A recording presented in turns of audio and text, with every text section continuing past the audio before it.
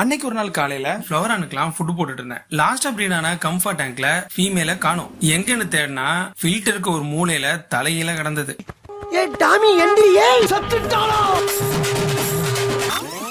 ஒரு 3 நாளைக்கு முன்னாடி என்ன நடந்ததுன்னா, முட்டையெல்லாம் இருந்த பிளேட் எடுத்து தனியா ஒரு பக்கெட்ல ஏர் ஸ்டோனை போட்டு வச்சிருந்தேன். முட்டையை காணுன்ற கோவத்துல மேல் ஃபிஷ் ஃபீமேல்கிட்ட பயங்கரமா சண்டை போட்டுருக்கு. அப்புறமா தான் தெரிஞ்சது அது சாகல. இப்படியே விட்டா ஃபீமேல கொன்றுன்னு சொல்லிட்டு ஒரு டேங்க்ல நிறைய ஃபீமேல விட்டு வச்சிருக்கேன். அந்த டேங்க்ல இந்த ஃபீமேல் எடுத்து விட்டுட்டேன். பொதுவா நிறைய ஃபிளவரான ஒரே டேங்க்ல விட்டா பயங்கரமா சண்டை போடும். மீன்கள் பொறுத்தவரை பெண் எல்லாம் ஒன்னா இருந்தா சண்டை போட மாட்டாங்க.